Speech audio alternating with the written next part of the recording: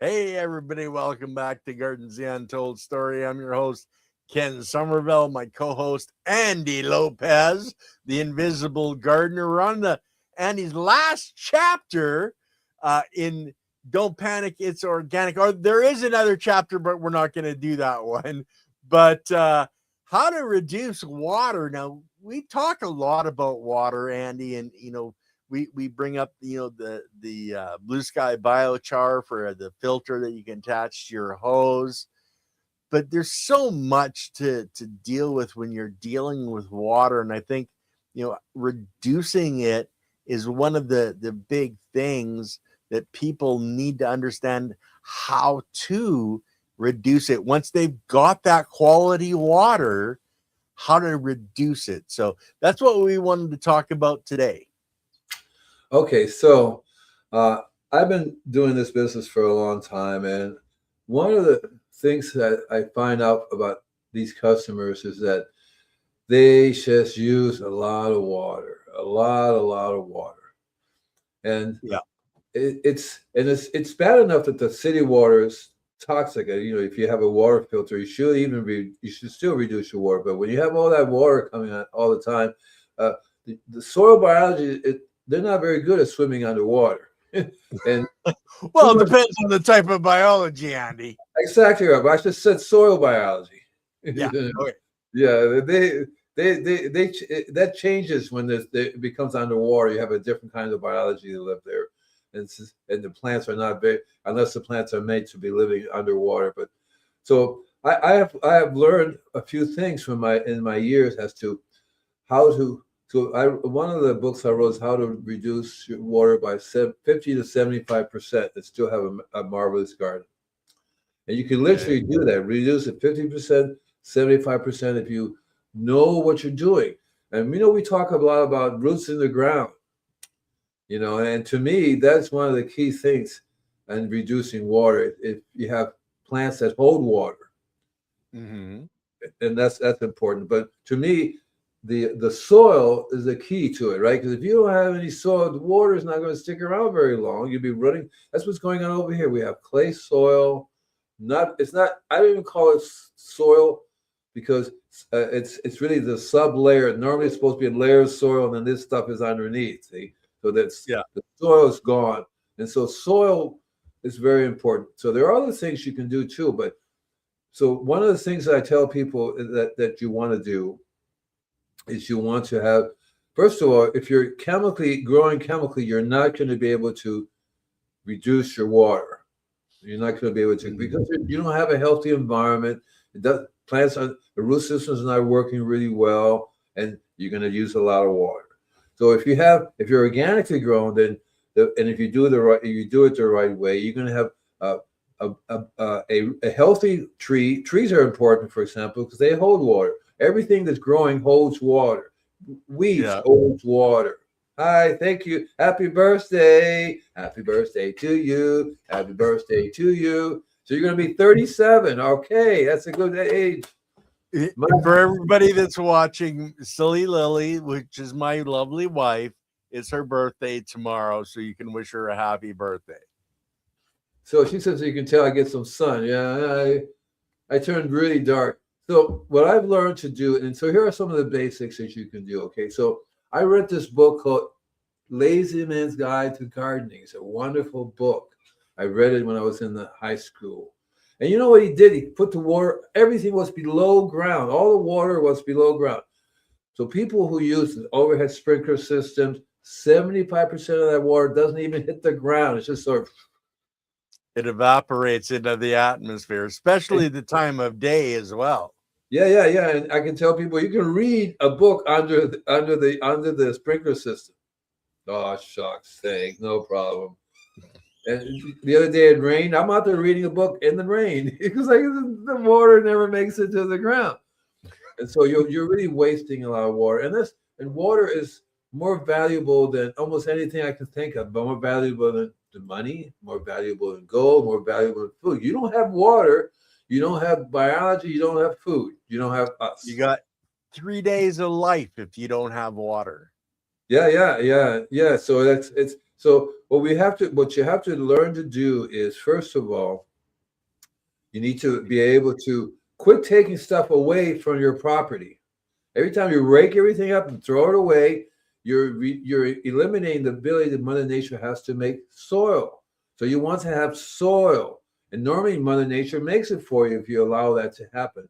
Hi, Gooby. Is it Gooby? Goober Dragons. Goober Dragon. Hi, Goober Dragon. And now I just remember Goober candies. I haven't had those in a long time. The little Goober things, you know.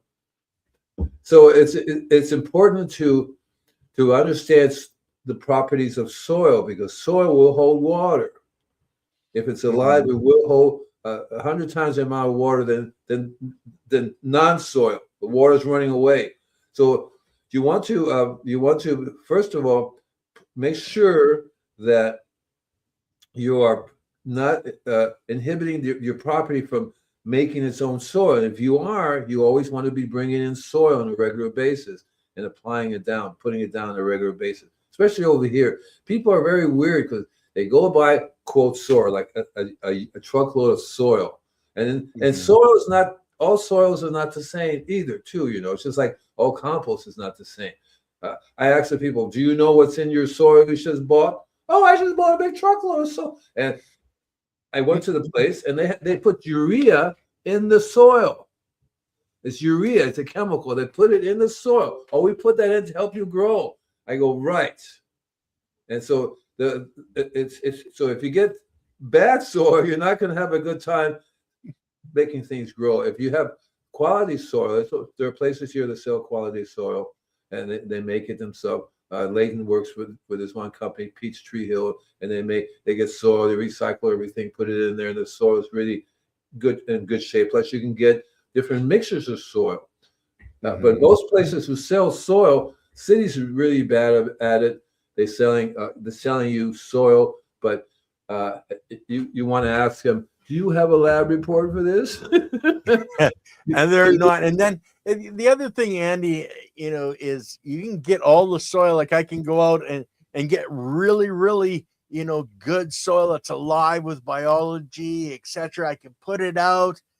But if I don't put a mulch layer on that and I just leave it out in the sun to bake, and it dries out, especially in California where you are, it dries out so fast. So you can get all that soil and have wasted every dime that you spent on it because you didn't cover it and protect it, protect that moisture, that water, which was why we're talking about water, to keep it in. So I have this customer who finally said, okay, I'm going to buy Leighton's compost, right? And I have a guy who worked for me. He went and bought the bags of compost and turned it over and put it in the ground. And I go by there and I'm looking at it and I go, you forgot something. I said, what did I forget?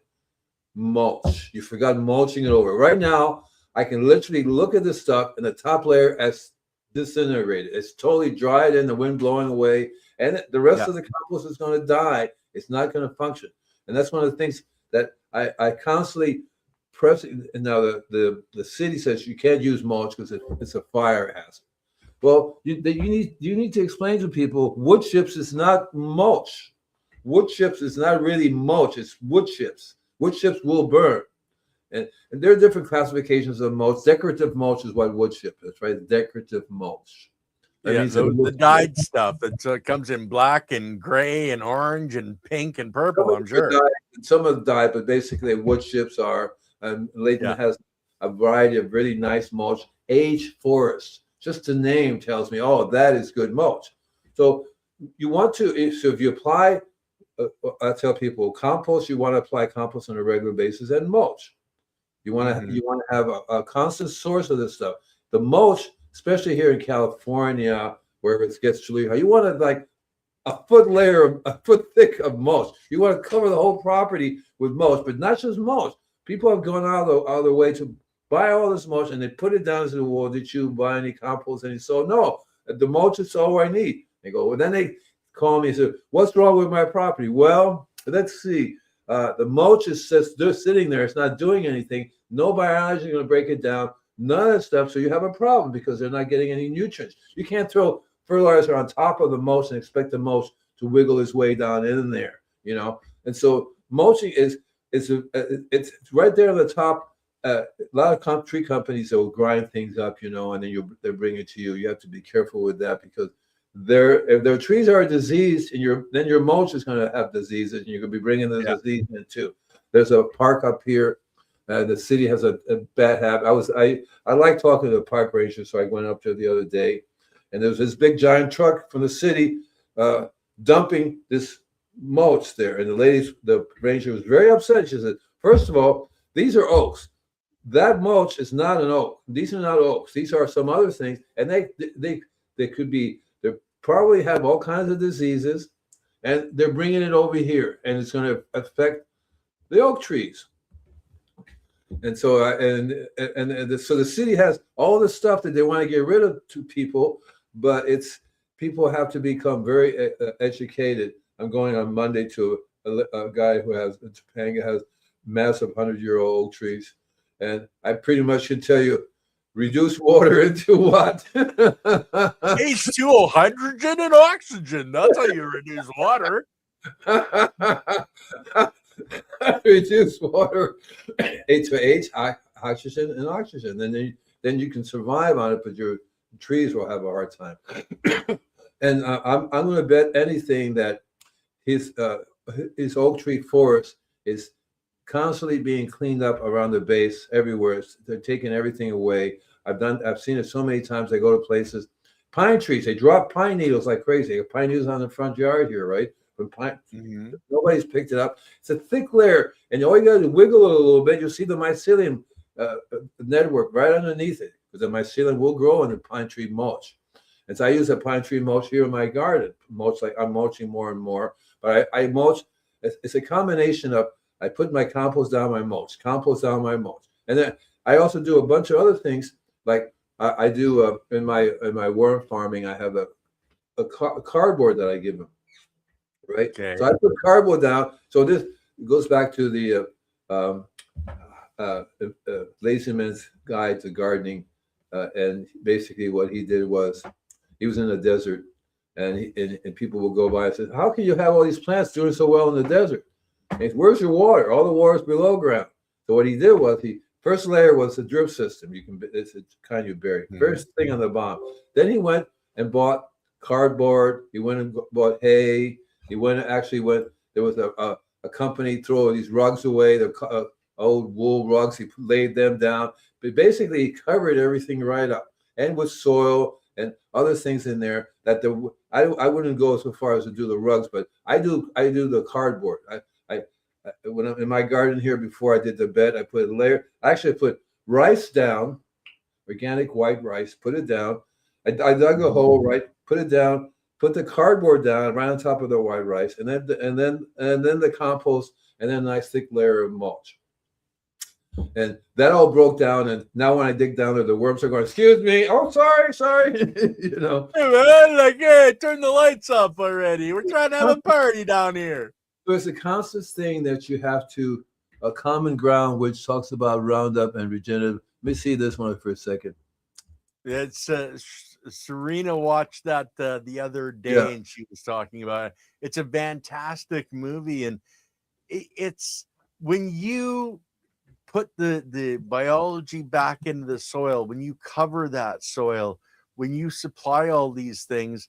I've watched documentaries where it's been literally a desert with a dry creek bed, and by putting the plants back in and changing things and not killing the biology, but allowing the biology, these rivers have started to flow again. It's amazing what you can do working with Mother Nature. I was reading about one of the things that China was doing. They have a massive desert. It was getting worse. They planted stuff. They just started planting, greening it all up.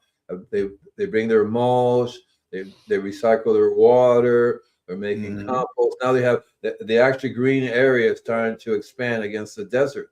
And so we have a problem here. I don't think it's just here; it's everywhere. People don't understand that that you need to be able to take care of your soil in order to be able to eat and to survive with it. It's a big problem. So one of the things to control, one of the tricks to control water is to keep it below ground. Overhead sprinkler system wastes so much water. 75% of water gets wasted. So when your first chance you want to get a good drip system that it's meant to be buried. They have these drip systems now that are meant to be buried. And you bury them, you put them in the ground, and then you start covering with layers. You layer it like Mother Nature does. She layers everything on a regular basis, layer, and you always constantly. So I was at a place yesterday, a couple of days ago. They're into regenerative, and they love. I love it when a guy says, "We do chop and drop." Oh, yay! Right? Yep. Yeah. And so, they did the same thing I do. I let the weeds, quote, weeds grow. The weeds hold the water, and then I cut them all up and put them right back down again. My soil is actually turning into soil now. This will be 2 years I started gardening here. I'm having more and more worms. I still have an issue with the gophers and the squirrels. Squirrels says, "We like organic produce." I go, "Thanks a lot." And they're coming from miles around, Andy. But we have a question from Farmer Cheryl I wanted to bring up. And what is the purpose of the rice under the cardboard? Could bokashi scraps replace the rice? And the rice is basically, it's a food source that the biology can use to replicate themselves. And so the bokashi is going to give you the same type of a benefit, but it's going to be a little bit different because you're using generally wheat bran in the bokashi. But the bran is, again, another food source, but the rice is very easy for them to break down once it's cooked, not, uncooked rice, but it's that food source. That's why when you're going out and doing an IMO, an indigenous microorganism collection, they cook the rice al dente, put it in the box, put it out, and it's the yeast, etc., that are going to move into that rice to populate it, and that's what you're bringing back in that indigenous microorganisms. But it's a food source. We need to eat. The biology needs to eat too. So I actually do the rice into my worm farm as well. And you can see how the rice gets covered with that white mycelium is just covered. I don't think the worms eat it. I haven't seen a worm chomping on the rice, but the biology certainly does go through it. And then when I have my liquid, the liquid has a blend, because I always want to have a blend. And there's not just one of the shows we're going to be doing is I'll be covering some other things that you could use besides rice, because I use flour, I use corn, and corn flour. It's excellent to use. These are all things that the biology loves, and once you can start, one of the things I use is Granny Smith's molasses. Molasses is incredible for the soil. So it's like when it rained the other day, a couple of months ago. I had all these buckets, caught all the rainwater. I put half a cup, and I have a video of it, put half a cup of white flour, organic white flour, half a cup of organic rice flour in the same thing, stirred it all up. And I put my rice in there as well, let it all ferment. And then I added the Granny Smith's molasses, and then I strained it out and I poured it into the garden. And so I've been doing that on a regular basis, even the container plants. And you'd be surprised how fast everything starts to come back. But the issue is that the more organic matter you have, the more water it can hold, it can retain. Yes. What is that? So if you have sandy soil, run straight through, and you drain it right out, so you want to have organic matter. So that's why the cardboard is important. That's why it's important to chop and drop, put everything right back in again. One advantage of chopping and dropping is because the weeds pull up the minerals, and that's what it needs to chop it, put it right back down again. And so you want to be adding carbon to it. I also do biochar. I do it in my worm farm, and then when I have a chance to, like right now, I already worked in the garden, so I can't dig up the bed. But when I first did, put a nice layer of biochar, the rice, and the cardboard, and then cover it up again with the compost. And the worms live under there. I can't really dig with my shovel because I killed half of them. Oh, Julie got cut in half. Oh no, what happened? It's funny. But so one of the things you definitely have to do is get the water below ground. Stop with overhead sprinklers. Stop with bubblers. All those things are going to waste 75% of your water. And ideally, if you have a water filter, you're even better off too, because one of the issues when you use water and it dries, you're leaving behind the salts, the chemicals that was in the water. The same thing with fertilizers and pesticides. When it dries out, the soil becomes so toxic because you send it to a lab and you go, oh, your salt content is through the roof. You have this stuff in there, because it all dries and stays there. And the worms do not eat that stuff. They're not so happy about chemicals that are in your. Well, the worms aren't even going to end up being there to, let alone that they might eat it. They're not going to exist. But we have a couple of different questions now. Serena wants to know what biology I can use to put into my garden beds and lawns to reduce the earwigs that are infesting my lawn. They're even coming into my house. Look, earwigs. What they eat is organic matter. They do not eat plants. They don't chop down on your roses. They don't chop down on your vegetables. They eat organic matter. So when you have an overabundance of any one particular pest, one particular insect, that means that something's out of balance, because Mother Nature normally will balance everything out. The biology controls the ants, control. So I would say to you, again, what is it you're doing in your garden? What is your compost? What's going on with your property that you're having an infestation of earwigs? Often I would say you're probably overwatering, because one of the things that all these bugs love is a lot of water, especially in a dry environment. Well, I think it's just I think last week or 2 weeks ago she was having a lot of rain. Their temperature has come up out of winter, so yeah, that moisture is really going to create issues, right? Sure, right. And there. So what kind of biology you can add? One of the things that you can do is, and it's really will control the earwigs and control a variety of other things. Coffee, cold brew coffee is a biology of the coffee.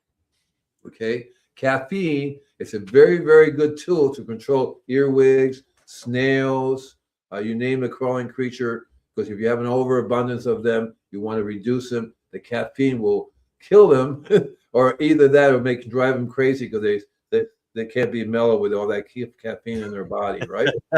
Yeah. Right. So cold brew coffee is the easiest one for you to use. One little bottle of cold brew coffee says 40 cups of coffee. You take that one little bottle, put it in a gallon sprayer, and spray your property. If you have a bigger one, spray your property with that. Spray it on a regular basis. You'll find that will kill them immediately, because the caffeine is toxic. It really is. It's toxic to a lot of creatures. It really affects them. Yet it doesn't hurt the earthworms.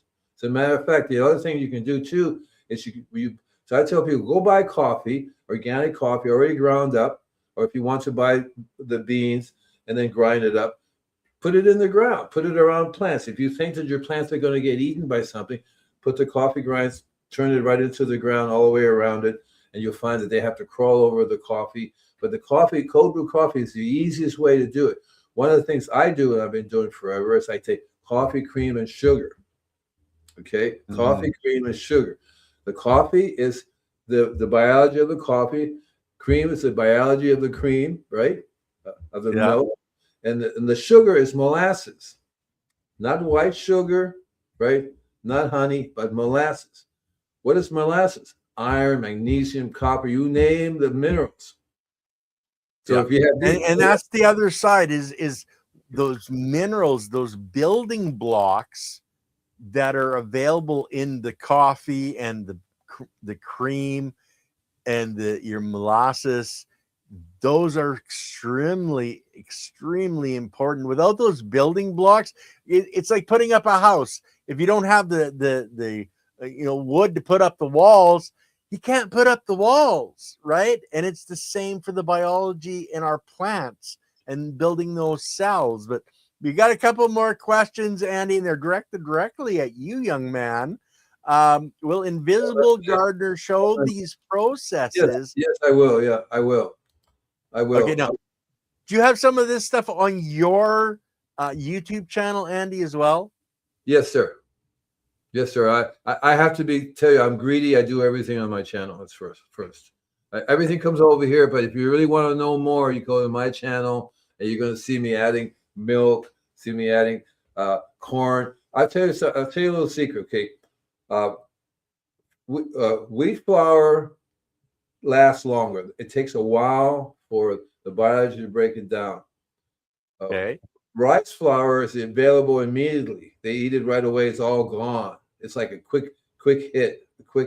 Corn flour, it's a combination of the both, and also that depends on how you get it. Because what I do is I buy corn gluten, the tiny little pieces of corn, and that. Okay. The problem with these things is that the animals will know it's there too. So remember I told you I buried rice? Oh man, one day it was all dug up, and you see this mouse or rat or something going, yeah, I love the rice. It was wonderful. I go, holy cow. He's got a toothpick going, yeah, man, give me some more of that. He knew it was in there. He dug it right up and went into it. So that's be the only problem when you have something like that. But usually, if you have an infestation of any one thing, then it's the biology that's not controlling it. There's something going on with your biology. So I would, you seem to have this reoccurring. My feelings is I would love to see understand more what it is you're doing to increase your biology, right? What it is that you're doing. Because if you're doing the wrong thing, you might be missing out some trace minerals. So certain trace minerals control these insects. They do not eat. Remember, they do not eat plants with complex carbohydrates. I wouldn't worry about, are they eating your plants, or there's just abundance of them? Because if there's just a lot of it, just means, like you said, it rained and they're coming out of the woodwork. Yeah. Now, the other thing, Serena, is if you watched Monday's show with Will Spencer and the Soil Saviors product, that's a product you can use to get a lot of those trace minerals that aren't available in your soils anymore. And like we're always talking about, the trace minerals, etc. And these are derived from plants breaking down. So they're more bioavailable. It's like for us, if we eat, food that has been pre-digested or fermented, it's easier for our biology in our stomachs, in our intestines, to grab the molecules of nutrients our bodies need out of that than eating something that hasn't been pre-digested. But let's get on to Farmer Cheryl's next question, Andy. Do you recommend growing mushrooms outdoors in our wood chips or compost, and how? So you obviously haven't heard Paul Stamets. He wrote Mushrooms Can Save the Planet. He sells logs. He sells all different kinds of mushrooms that you can grow. But I'm assuming you want to grow the edible kind, not the psychedelic kind, because you could do that as well. But the edible kind is easy to grow. One of the things about soil biology is that mushrooms will grow. They will come up. And if you use spores, and you can use in the wood chips or the logs is better. You can, and they're high protein for you to eat. So you can actually go in your garden, like in this section in the back there. I'm going to get a little sprinkler misting system and have some logs growing in there, and you can grow, all kinds of edible mushrooms. And then the waste product again goes into your garden. I was going to say this one right here. Let me answer this one for a second, okay? So she hasn't said any jokes lately. I'm a little concerned. Are you okay? Oh, no. You just got to go up. She was giving me a hard time that I hadn't put one of her jokes up from earlier. Let me just scrolling back here. They go by too fast for me to keep track of them. But yeah, coffee, organic milk, and molasses. Same thing I used to control stink bugs year before last, right? So what that does, that mixture right there is a very magical mixture because of the molasses. The molasses is so rich in calcium, magnesium, iron. It has at least 70 trace minerals in there, at least 70 trace minerals. And the milk and the coffee provides the environment, the biology to break those down. One of the things you always want to do is feed the biology trace minerals, and lots of sources of trace minerals. I went over it before, but I'll go over real fast. Rock dust. Rock dust is an excellent source of trace minerals. Not all rock dust is the same. I buy one rock dust from one part of the world, it's 30% calcium. Rock dust from another part, 1% calcium. They all have different amounts of trace minerals. So there's a couple of places online that sell rock dust from all different parts of the world. I think it's called Local.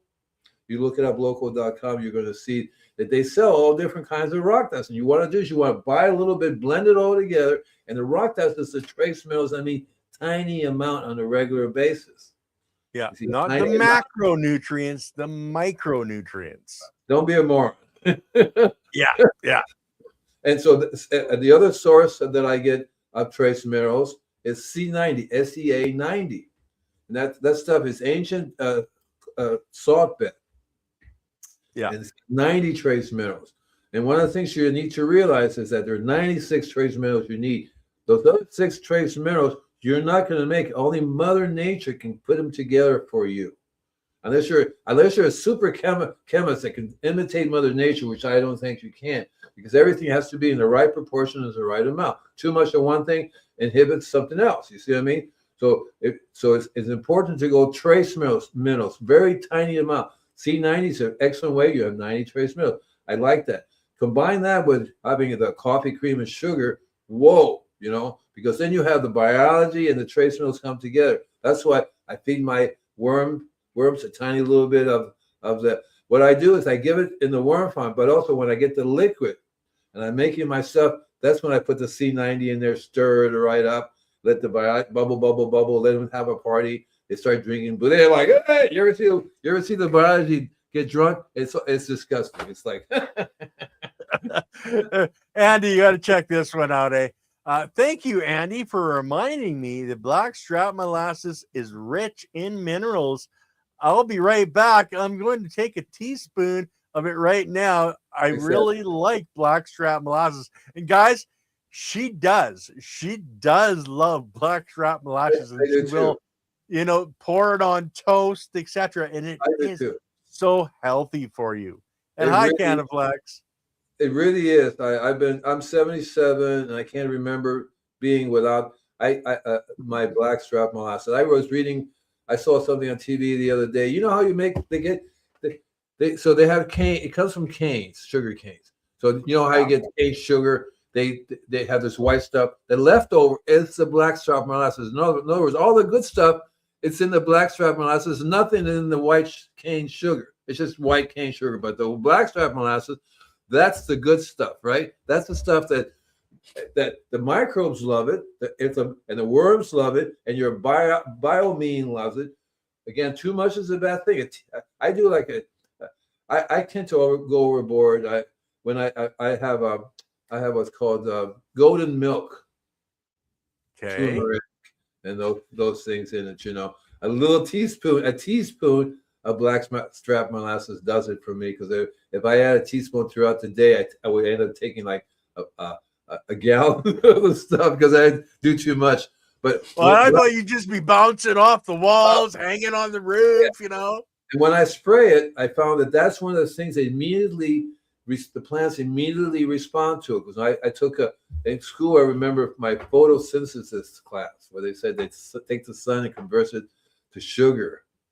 And so I'm going, that would be under normal conditions when the plant's healthy. When the plant's not healthy, it can't transform the suns into chlorophyll. So we want to give them into sugar. We want to give them the sugar. That's when I decided to start spraying them with sugar. When I was a kid, I would get I went to the store and I looked at white sugar and I looked at blackstrap molasses and I go, white, black.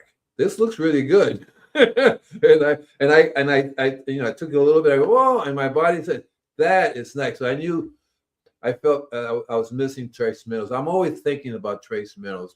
If you're missing a trace mineral in your body will tell you, you're missing a little iron here, a little magnesium here. And those are things that people are very trace mineral deficient because they think they're getting in the food. There's nothing in the food. It's not in the food anymore. And even Yeah, organic gardeners are not adding trace minerals, and therefore it's also not in the food, right? And well, anything. and the other thing, Andy, is these gardeners, they're taking all the crops off, and they're in biodynamics. You're supposed to leave, I think it's 50% for things to work back in to keep the nutritions in the soil, and nobody's doing that. So if you're not giving back into your soil and bringing the rock dust and the molasses, etc., that bringing these trace minerals back, your farm is going to slowly go worse and worse and worse. And you're, especially as a market gardener, that's the opposite of what you want to be doing. So I hear a lot of people that say, well, it's all in the soil. Yes, it is. Assuming that you let Mother Nature do her thing. Mother Nature's always making compost, always recycling, always keeping the trace minerals right up there, available to everybody. But if we, like these modern day farmers, they deplete everything and there's nothing in there and they're not putting anything back, so you're not going to get trace minerals from your chemical fertilizers. You're not going to get it. So you constantly have to be adding trace minerals to your soil on a regular basis, because that's something that's constantly being depleted. Because Mother Nature, I tell people, when was the last time an animal came and died in your backyard? Mm-hmm. And that's how Mother Nature, and also too, I said, remember when maybe just 50 years ago, there was 1 trillion birds everywhere. And they flew all over the world, and their poop was very rich and stuff that they would move. Animals would roam from one continent to another one, something like that, right?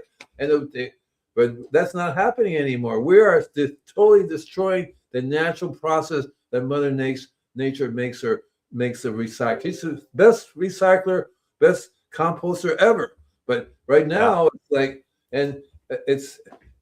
So it's important, and this is a key thing. This is the whole reason why you eat, right? To get the trace minerals in your body, and that's the key to it. So in terms of reducing water, you want to understand that too much water, you can drown in 6 inches of water. So you have to be careful with water. So keep the water below ground, go to a drip system, have more roots in the ground, more things growing. You want to have a living ground cover ideally, I'd rather have a living ground cover rather than a mulch. So what I do in my backyard, I have Carapia covered. I don't need to mulch the Carapia because Carapia is a living mulch. Living mulch is the best kind because you have the roots, you have water and trace minerals and the whole thing. It's really easy to do because it depends where you live at. Carapia is a native California plant. It's a ground cover. It literally just covers the whole area with beautiful flowers. Roots go down 10 feet. 10 feet. When it rains, not a drop runs away anywhere. It all stays right there, and it doesn't dry out very fast. So you want to be able to have more roots in the ground. You want to keep your water below ground. You want to learn how to properly mulch. There's different kinds of mulch. Some mulch don't hold water. Wood chip is not a really good mulch. It's a decorative mulch. You can put it on top of everything else once you do that. It does protect the sun, but you also want something that decomposes and returns back to soil. Otherwise, you're going to have to move the mulch aside, do some soil again, and put the mulch back in again. So it's better to get. That's why I like Lake's Earth's Forest. I think it's H Forest. It's already breaking down, right? It's breaking down, providing more and more soil. So then you also want to be able to learn. But talking about a homeowner, for example. People water 5 minutes every day for the whole week. That is not the way to water. One of my books is how to have a lawn during a drought. And you water train your lawn. And how do you water train your lawn? First of all, you feed it correctly because high nitrogen makes it grow real fast, very weak. So you grow it organically, they're very strong. Secondly, you learn how to cut it. You don't cut the grass real short because then it exposes everything, dries right up. 4 inches is a good height, protects it. And thirdly, you train it. You want the roots to go down looking for water rather than sitting on top. So you learn to water deeply. A lawn you can water twice a week. If you have to aerate it to allow air to get down in there. Because over here we have this clay, and the clay's super hard, so you have to learn how to work with clay. Every place you live is a little different soil environment. Some places you're so lucky you have feet and feet many feet, you have deep soil. Right? Many feet of organic mass, and that's not very much around the globe now. Yeah, yeah. It's mainly problems. But another thing you guys can do, like Andy was mentioning, aeration, and they have machines that come in, pull up the plugs, and create holes. But if you get some 6-inch spikes, you go to the hardware store, you can buy 6-inch spikes, nail them through a board, and attach that board to your feet and walk through your lawn all over the place and poke holes. That will even help. You don't have to pay a company to come out and aerate. It's funny Just go for a walk up and down your lawn. It's funny you said that, because when I was in the 6th grade, 7th grade, something like that, and I was reading the Organic Gardening magazine, they had these things you put on your shoe. It looked like they would look like that, those spikes. You walk up your lawn, you punch it holes in it. I bought that, and I would do that so I did that for a long time. Walk up and down the lawn and punch it. Now you can buy a machine that rolls and punches little holes in it, little plugs, and it allows you to recompost the soil. You have to, and that's the problem people do here. They do not compost your soil, the lawn, under the trees. They're not providing the nutrients and the organic matter that's needed to hold the water. And so that's a key issue right there. So don't throw anything away. Get a shred it, put it right back down again. Let things grow. The weeds are there for a reason. Let them grow, because they'll hold your water for you, and that's important in the long run. So you have some of the things here that you can do.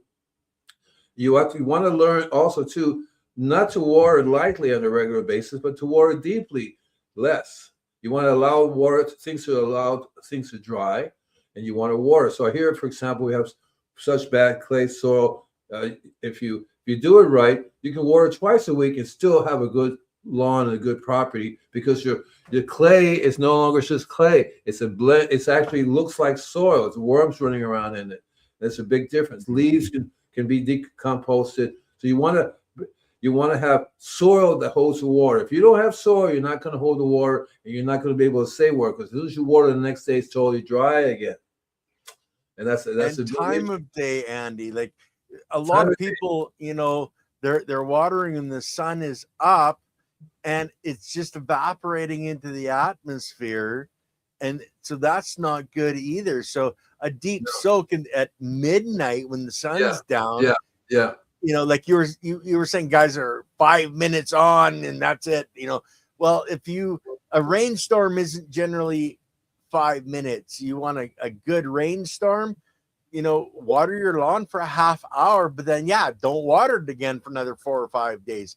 Let the roots go down, break up that clay soil that's down there, because they're going to try to punch through to find water. And that's a much better way to do it, Andy. You're 100% accurate on that. So I got the name Invisible Gardener to a degree because I would go out at night. Yeah. My favorite thing is under the full moon, watering, taking care of plants. They absorb the water better. And things last longer, as opposed to watering in the middle of the day, everything dries out. Didn't you just water here? Well, because it's totally dry. Right. So that's a key. It's very important there. And so just remember that it's important to have soil in order to be able to hold water. If you don't have any, one of the things I tell people, because a lot of times I'm driving, you see water running down, the sprinklers are on. I said, lady, that water is not going into your soil, it's going down the road into the drainage. And then you wonder why you have a high water bill. So one of the things you have to do, it's in the process of switching over. You have to top dress, you have to aerate your lawn. And that's a process of punching holes in it and getting some compost on it and then water it. You want to turn the sprinklers on. And when I was young, I didn't like the sprinklers for lawn, so I would bury drip system in the lawn. When I put in, I was fortunate to do sod. I ran the drip line and then put the sod down. The water was below ground, and you'll be surprised how that works. Because people will say, I don't see any water. I don't see a sprinkler going on. And the person had 50% less water. 50%. So you want to reduce it by 50%. Keep the water below ground, because you remember you lose 25. You lose 25 to 75%. 75% of the water if you water above ground, especially if it's during the drought period, because people say it's drying with water more. And one of the problems with watering more, you're going to have more bugs, more whiteflies, more aphids, more kinds of things because the water is there. Big now, problem. I want to ask you, Andy, because this is something you were talking about doing. I don't know if you've done it yet, but the clay pots and putting that, like, let's go get off of lawns and go back into a garden setting. Say whether it's a raised bed or row gardens. Ola. The Ola, putting Yeah. that underneath and Yeah. filling that with water. Yeah. Out through the soil structure. I'm glad you brought it up, because I have a couple of videos on me doing that. See, so I was looking for a source to buy the Olas. They sell them now. I on my next show, we're going to do a show on Olas because I have lots of videos on it. But what I did was I went to the nursery and I bought some clay pots. And I bought some nice clay pots, are about like that big and that round. I got some corks. I plugged up the hole in the bottom. I dug a hole. I have a video of it. Put it in each bed has one Ola in there. And then in there is where I put my mixture. So I rotate. Sometimes I have the milk mixture in there. Sometimes I have the rice mixture in there. Sometimes but lately what I do for tree care, I buy Layton's compost. I put the compost down in there, put the mixture with a liquid. It takes a week for the water to slowly seep out. It slowly seeps out. It keeps, and you cover it, because people have been leaving it. I like to see the top. No, the sun will bake it. The sun will hit it, dry it right out. You want to cover it. It's called OLLA. It's one of the best things to do to keep the water below ground, especially in your garden. Vegetables, you do it. You can put it around a fruit tree. What I do is I do 4 of them, 12 o'clock, 3 o'clock, 6 o'clock, and 9 o'clock, halfway out of the drip system. And you'll be surprised how that slow release of the biology brings the plants back. And you're using a lot less water than you have a drip system going all the way around it, because the roots will wrap itself around the Ola. And when you look into it, if you was to dig it out, you'll see it's covered with mycelium. Yeah. Well, everything needs water. Like, there isn't a cell in our body that isn't part water. You know, the plant can't have life without water. We can't have life without water. You're going to the internet, aren't you? You're going to pull up all that picture. Well, all I'm getting is bloody Ola water bottles. Okay. Yeah, that's what it looks like. It's an Ola. It's a water bottle. It's a clay. Yeah, but these aren't for the gardens. These are for drinking water. Just say Ola for the garden, and that'll help you out, baby. I'm trying. So we have a whole bunch of really new shows coming up. I'm going to be talking about electro gardening. I'm going to be talking about a bunch of things like how to make these biologies for their garden. We'll be talking about the Ola as well. I think I gave you a 10 list of things that we're going to be talking about. I don't have them with me right now. Maybe I do. Let me see. And so so I think what are we going to do next week, Kenneth? I don't know. I'd have to check the list that you sent me. You said you were going to go over it and pick new titles or work on the titles. Yeah, well, you can't hold me to anything. I have an excuse. I'm extremely old. I don't remember what I did the next day. Man. I don't remember anything anymore. I get up in the morning, I go out, look at my truck, and I go, "Oh, that's my name. I think that's my name. Oh my God, that's me. That's me. Yay!" So so I have to give you new titles for them. But we have all kinds of really cool things coming up. I got a list right here: electrical gardening. I have cosmic energies. Oh, there it is, right? The little Ola. That's it right there. A 10,000-year-old technology. Yeah. You know? Yeah. And that is a really easy way to water below, and at the same time provide the biology, provide a condominium for your biology to live in, because this clay is porous. The biology will live right on the outside and the inside of it. And just make sure you have filtered water. Don't use the city water because that's going to defeat your purpose. You won't Don't get use the anywhere. chemicals that kill biology. No, I don't use the chemicals that kill biology. But let me give you a rundown of the list, okay? Electrical gardening, cosmic energies, structured water, magnesium, magnetism, and soil biology. I've never got around to telling you what I do with magnetism because I use magnets in my spraying. I have magnets on my hose. Structured water is very important for mineral absorption, not just for us, but for the soil biology. And I got a water key to life, which of course I'm going to be talking about the water filter. And then we have secret soil food biology, which I talked a little bit about, which would be the flour, all those other little things. We're even going to talk a little bit about Korean farming a little bit, because I met the guy who started that a long, long time ago, and we got along really well because we're both into biology. And then there's a secrets of the earthworms, long-term solutions to pests and diseases. One of the things I really want to do is help concentrate on people dealing with pests and diseases. But unfortunately, I always go back to the same thing. What are you doing to your soil? That's it. Yep. That's it right there. And then one of them is called "Not All Composts Are the Same." Because I'm really tired of people going to the store and buying junk. Remember, junk in, junk out. And this stuff can't be alive if it's sitting there for a year in that plastic bag. And then they have the nerve to say, "I bought this compost because it's cheaper, but it's not working." Well, you're not listening to me when I tell you got to buy the real stuff. You got to buy the real things that are alive. When I buy Layton's compost, use it within 24 to 48 hours. You don't let it sit in the bag forever, right? As a matter of fact, I don't let it sit out in the sun and get baked either. That's exactly right. So I had a friend who made compost for me, and I would go get it. There it was, stacked up in the sun. I said, "Oh, that's where I was getting all those texts from the biology again. We're dying here. We're dying. Help, help, help." And I go, "You have no idea what you're doing." And I stopped buying the compost from because dead biology does nothing. Dead biology does nothing. It's just, a lot of people sell dead stuff with no biology in it, and you're not going to get the results you need. You have to have living biology. If living biology needs water, a certain amount of water is good. Too much water is bad. Right? Not enough water, everything dries out. So you want to reach that magic way, and the Ola happens to be a very, very simple way to let the plants take the water that they need. What happened? Oh, ghetto hippies giving us a hard time going, "You don't let it cure in the bag for a few years?" You got it mixed up with something else. Oh, yeah. So there are so many different things that people do and they don't understand.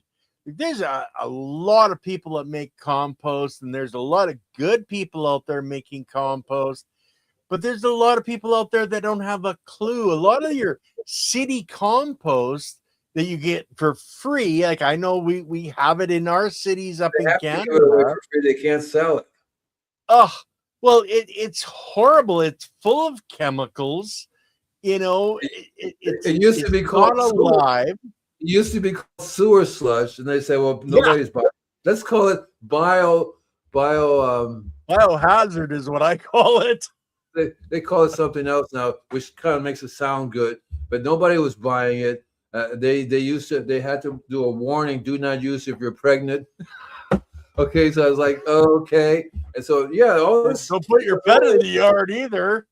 All it is people poop that's been dried, and it's full of chemicals. There's no way to get the chemical out of it. Green waste. Whether it be fertilizer, pesticide, medicine, all kinds of things in that. Yeah, but I said that's bio sludge, exactly right. And I'm going, that doesn't fool me at all. And people, and that's why they have to give it away, and they're not very successful. The city over here has tons and tons of stuff. Nobody wants it. And those people that do want it, right, they have all kinds of issues. You can't sue the city for selling me toxic soil. Right. So how about the farmers that one city convinced these farmers to take all this stuff? They put it out on their farms, and then the city came in and tested it. They were organic farms, and they lost their certification because the stuff the city gave to them left all kinds of trace, mineral trace cadmium, mercury, harmful arsenic, lead, chemicals. all the stuff, cadmium, mercury, arsenic, Yeah, lead, all those things are in the sewer, the sludge, and and it's it's concentrated, concentrated. and it's a Yes. concentrated, mixture. And here's one way to tell: is there a single worm in that pile? Is there a single worm in there?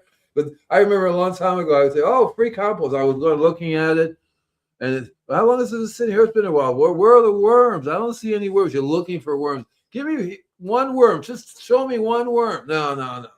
You know, Yeah. there's not. Yeah. There's not. And then I kind of felt I should wear a plastic glove because it felt like definitely. And I've been into this for a long time, and it constantly wanted me to promote the cities. Oh, it's free compost. Come and get it. Yeah. And it's not. It's not. And that's always a problem that human beings are going to have. What do you do with the human waste? And you can't do it correctly, but it costs money to do it right. Now, I have to hold on, Andy. I have to hit this comment. It says nothing is free, and honey, I love you, and that's not free either because I want your love back. So you're paying for my love with your love. So you're right. Nothing is free. Are you guys going to be fighting on air now? No, but I'm probably gonna get smacked later. But hey, it's her birthday tomorrow. So for the guys that have come on late, Lily's celebrating a birthday tomorrow. So wish her a happy birthday in the chat. So don't use hot compost made by the city. No. Tell them no thank you. Tell them, do you have a lab report? If they give you a lab report, maybe. If they give you a lab, because there's a place in Texas that does do it right. Their sludge is clean. They use biology. They use all the things that it takes more time, more money, and they sell it. And this is in Texas, so you can't do it. There are places.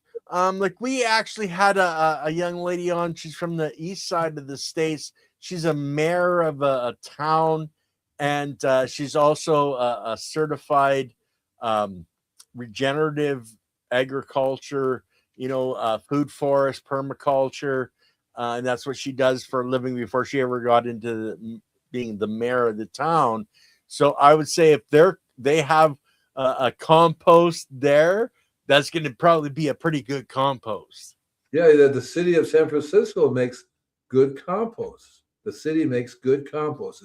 They test it for toxins. They do everything right. They have the biology eat it up, and the worms love it. That's how you can tell.